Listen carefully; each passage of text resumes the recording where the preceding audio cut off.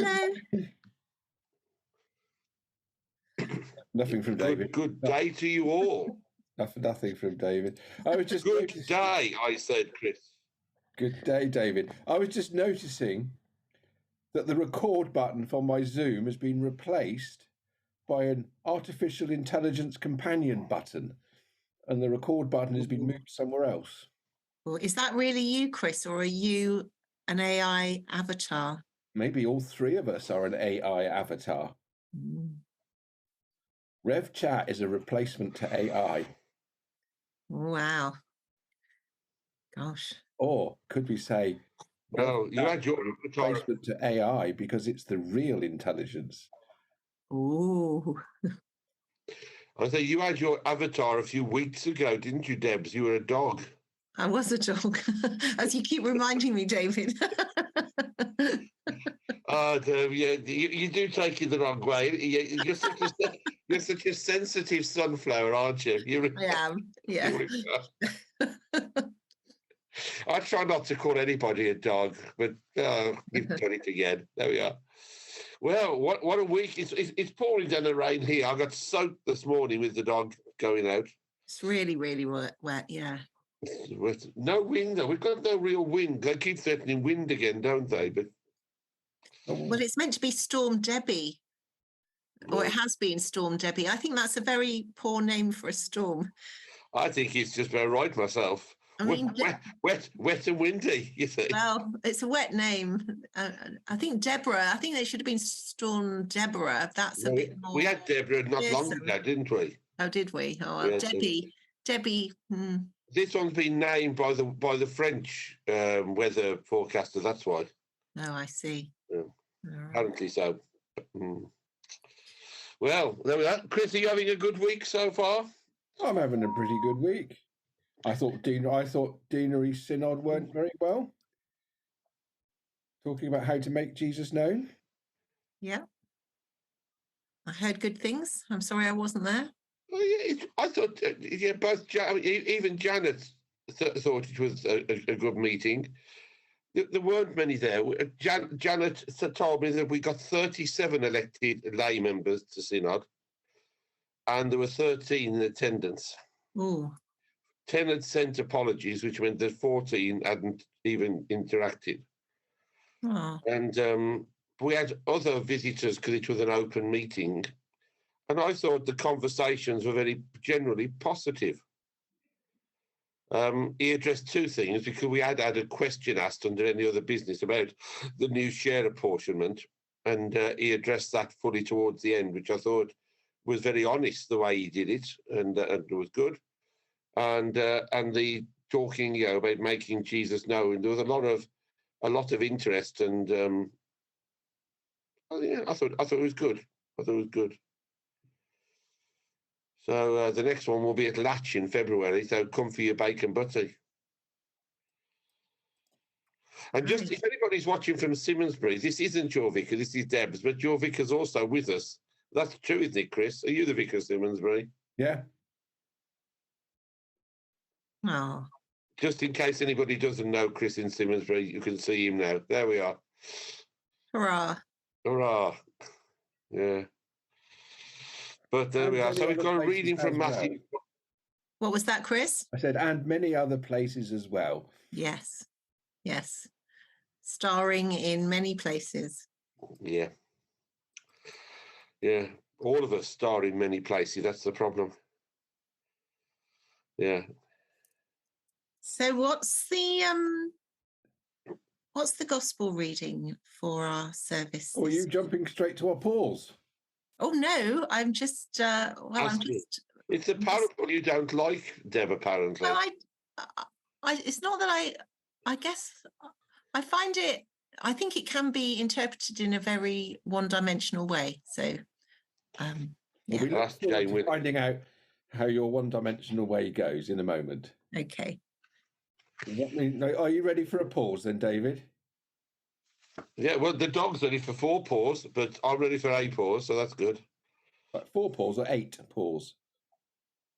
Well, that dog only got 4 legs. We've got to have a pause that's 8 paws long. We could do.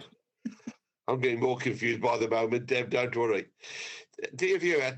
Just it's early in the morning, and yeah, there we are. We'll have a break, shall we? In the intermission.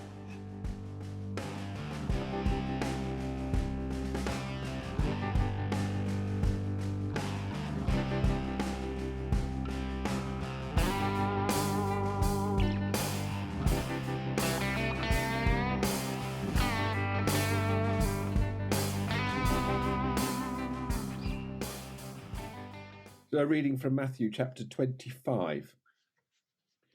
For it is as if a man going on a journey summoned his slaves and entrusted his property to them. To one he gave 5 talents, to another 2, to another 1, to each according to his ability. Then he went away.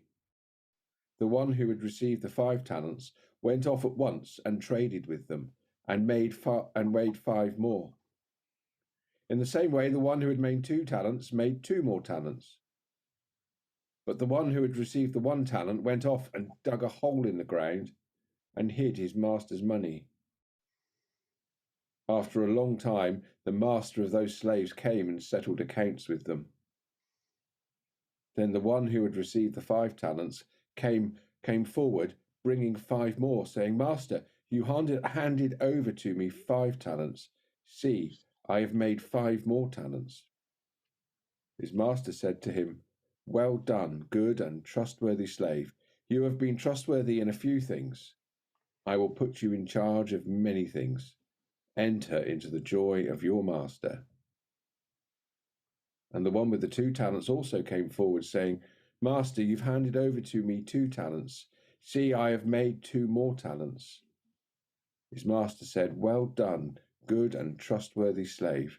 You have been trustworthy in a few things.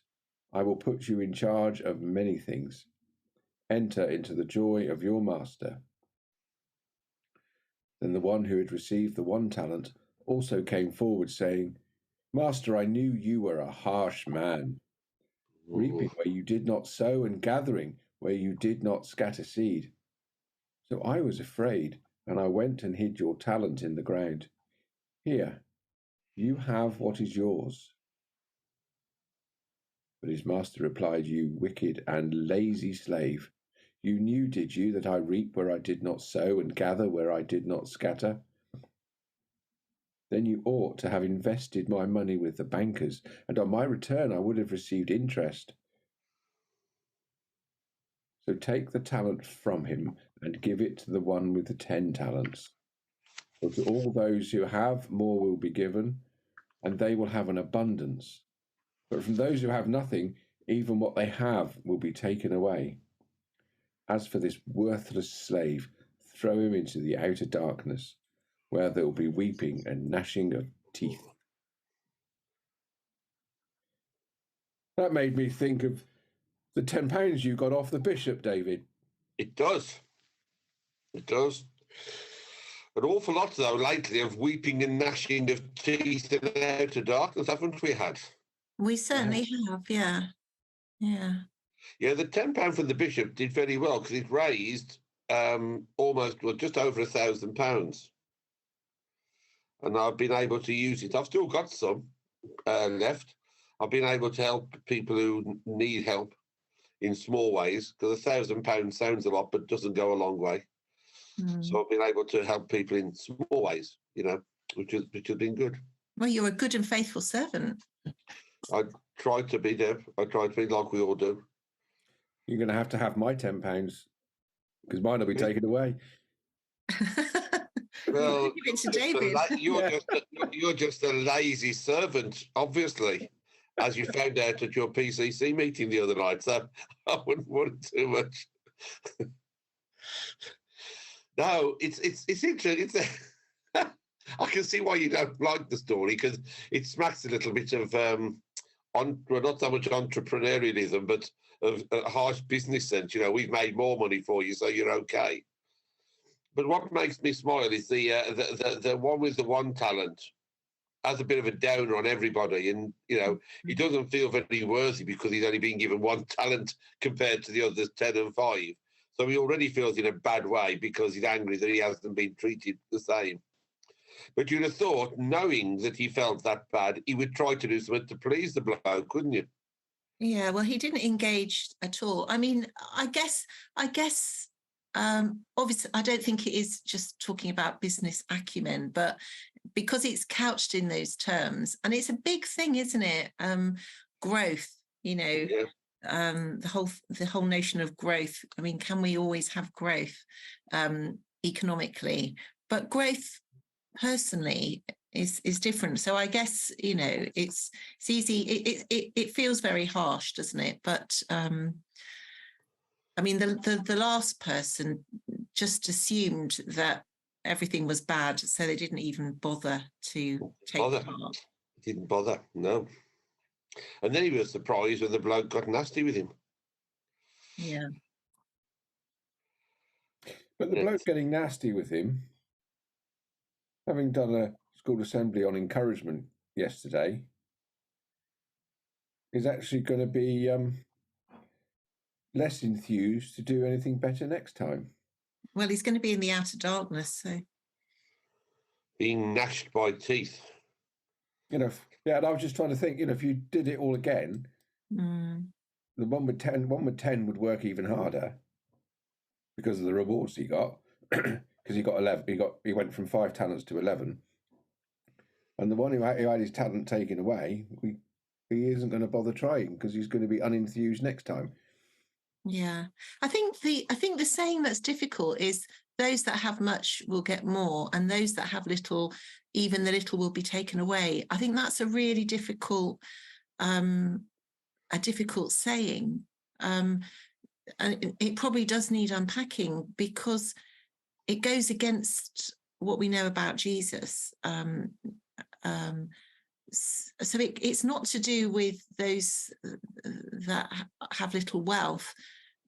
Maybe it's more to do with those who have little, I don't know, engagement or don't trust or don't have little faith. I don't know, but it's such a stark way of talking that I find it really difficult. Do you think it's about God's love in some way? If you think you've got none, then you're underestimated and you've got less. If you recognise God's love for you and you're doing what He asks of you and requires of us all, then that love grows. I don't think it's about the gift in that much as to how you use what you have got. Yeah. Which helps, helps you to grow in faith or trust or love or. And I mean, it's another one of the stories as we lead up to Advent, isn't it? About what is to come, the end time. Yeah. Yeah, it's interesting because I mean, this reading just starts, for it is as if a man going on a journey. Well, I was just looking to say, well, what is as if? And so if you go back to the beginning of chapter 25, it's last week's reading, the parable of the 10 virgins and their lamps and things, or the 10 bridesmaids. And it starts by saying, the kingdom of heaven will be like. So it's not an instruction for us necessarily here today. This is more a description of this is what the kingdom of heaven's like. And that's what these readings in this, whatever season you want to call it, kingdom season, are all about, aren't they? They're about what is to come, what is the kingdom of heaven going to be like. And then we end, of course, with that festival of Christ the King being glorious, reigning over all. And then we kick into the time leading up to Advent, which leads on to Christmas, of course, and the new beginning. I'm sounding very theologically here. It's very, very theological for early in the morning, aren't I? You are. I mean, I guess in a way, the way you engage with this parable, if you engage a bit like, and maybe that's what I've been guilty of, maybe I'm engaging a little bit like the third person who isn't finding out more and is just looking at the surface and thinking, oh, this is really bad, I'm not going to engage. because it isn't about, I mean, it could be an excuse for some kind of success theology. You know, if you're successful, you will be having more. And I guess maybe you're right, David. It's more to do with understanding what we've been given and thinking about it in terms of love. And how we use it. Yeah, and how we use it. So, I mean, one of the things I was thinking of this morning, because I'm going off to Aldwych, is that great Christmas film, It's a Wonderful Life. And I'm going to talk about that because that is an example of somebody who didn't think much of their life. They thought they'd wasted their life. I don't know if you know the film. It's very well known. It was on yesterday afternoon. Really? Well, and then of course, and then his sort of guardian angel Clarence shows him what the world would have been like without him in it. And just very sort of humble things that he did, and sticking around and just being a good neighbor, being a good dad, and all of those things made a big difference. And I think that is the way I'm looking at the parable. It's not to do with being extraordinary. It's about being active in the way you can and accepting the call. But I just think the language of the parable is difficult and it's easy to get put off. So we need to get past it. Yeah. I was just reading a book I use when I'm preparing for Sundays by Jane Williams, the former Archbishop of Canterbury's theological wife, because she's also a theologian in her own right. And she says that it's about how we receive. Often, she basically said the word gospel means good news, which we would teach all the time, and Christians believe that Jesus Christ offers good news of God's love for them. But the New Testament also bears witness to the fact that not everyone receives God's love as good news, and perhaps that's where this third person has got in. They've not understood what's on offer for them through the love of God. Yeah. And the parable, of course, is just a story with a meaning to try and show something, isn't it? That's what they're trying to say, that God gives us things. It doesn't matter how much or how little, but we're meant to use what we get to the best of our abilities. Yeah. And then it grows within us and within other people as well. Yeah. Yeah, and working to the best of our abilities doesn't mean we have to be lots of abilities. No. Don't forget the man in the middle who had 2 talents. He still managed to get 2 more. He didn't get 5 more. So he put what he had to work. He put his, and if you put that in terms of love, he put the love that he had to work in loving others. Yeah, it makes me think, years ago when I was a curate, there was a lovely woman who was the sacristan at St. Mary's, Dorchester. She was called Paws. She got quite frail, and I used to visit her, and she used to say things like, I can't do anything these days. I can't really contribute, and I feel sad about it. And but everyone else I used to visit, they would always say to me, I had this lovely card from Barbara. She knew that I had been unwell, or she knew I was worried about something. And Barbara didn't even count the things that she did, really, but she just did them naturally. She wrote to loads and loads of people and encouraged them and prayed for them. And so she was using her talents, but what she could do was different from what she could do when she was 20 years younger. And I think we must meet loads of people, don't we, who, think they're not doing much, and in fact, they're making a massive impact. So, Yeah, I mean, I think we've all met somebody like that. We had a lady when I was a curate up in Exeter called Gladys, and she had very little. In fact, when you visited her at home, all she got a little cottage, stone floor, an old-fashioned sink, a ring hob on the top, because she had for most meals was porridge and stuff like that, or boiled chicken. She had 1 chair, 1 bed, nothing at all, no carpet. She didn't want them because he kept it clean. And she didn't want any money either. She didn't, and whatever. But, she helped no end of people. And people, if you read in the paper somebody had a bit of a problem, suddenly money would appear through their door, and you know exactly where the money had come from. No markings, just an envelope with £100 in, was pushed through people's door. Yeah. And that's how she lived her life, because that's what she believed that God had wanted her to do. She'd been on her own. Her husband was served in India in the police at the time of the changeover there, and he died fairly young. I think he caught malaria or something in the time and died young. And she lived on her own for 40, 50 years. And all she did was good. And she was what I would say, like your lady, probably like Margaret Grant here. They were what I would class as the temple widow. Yeah. Their life was lived around the church. And Gladys was always in church for half an hour on her knees before we arrived for morning prayer, my colleague and I. And she was always there half an hour before us for evensong, praying and just being. Yeah. She knew God's love for herself, and she really did put it to use, you know. Mm. Mm. That really is bringing the kingdom of heaven to the here and now, isn't it? Yeah, It is, Chris. Yeah. It is, Chris, yeah. There we are.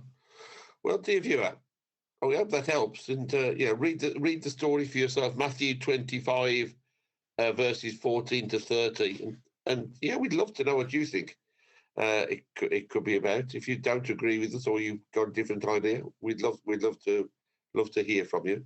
Mm. And you're off to you're off to Walditch. Is it communion today, Deb? It's morning praise. Morning praise. Yes. Yeah. And what have you gone today, Chris? Anything? Well, I've got a wedding visit this afternoon. Oh. And lots of paperwork to catch up on. My desk seems to have piled high with bits and pieces. Yeah. I've got bits of paper. And also Sunday I've got a joint service with Uploaders Methodist Chapel. Oh, lovely. So I saw an article in the paper the other day about them, and do they have like an open cafe event or things they're doing up there? They have the post office. They have a post office. They have a local post office on a. I don't know. It keeps changing. I think it's a Tuesday afternoon or a Wednesday afternoon, and they pop up and they sell cake and tea and coffee, so you can come and have a chat, as well as do what you need to do in the post office, which is going really well.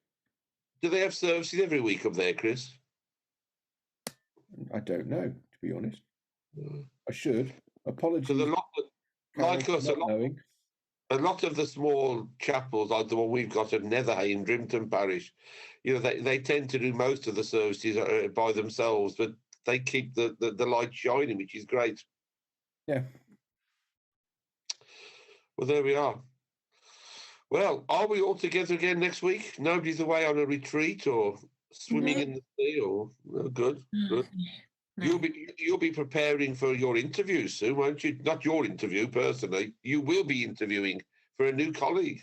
Yes, that will happen the following week. Yes, that'll be very exciting. Perhaps they can be perhaps they can become a guest on Rev Chat with us. That'd be good, wouldn't it? Yeah, I think that would be a bit tough. Oh no, we can be gentle with them for at least 5 minutes, and put them all on Zoom at the same time. Yeah, that would put them off, maybe. In fact, that could be part of the interview process, couldn't they? I should have thought of that, shouldn't I? What we want is somebody young who knows how to use computers when Chris is away. That's what we need, really. So there we are. Lovely. Well, thank you all very much. You know where we are, dear viewer, and I'm sure Harry will put it on the on the thing. And we were talking. We've got to give Harry some guidance to what the title could be. We were talking about talents, which I possess very little of, but there we are. Good to see you. Harry never goes for the one that you might think he might be. No, he's far cleverer than that. Far cleverer than that. Lime Bay's Got Talent. Ah. Lime Bay's got Deb. I was going to say I'm not claiming anything like that, but there we are. I'm going to have to go because I have got this 6-hour Zoom meeting to follow, and I'm missing out on the free op meal provided by the bishop. Oh, so there we are. But I've got my homemade bowl of parsnip soup ready to put in the microwave during the time. So there we are. All right. Well, take care all. See you next time. See you all soon. Bye-bye now.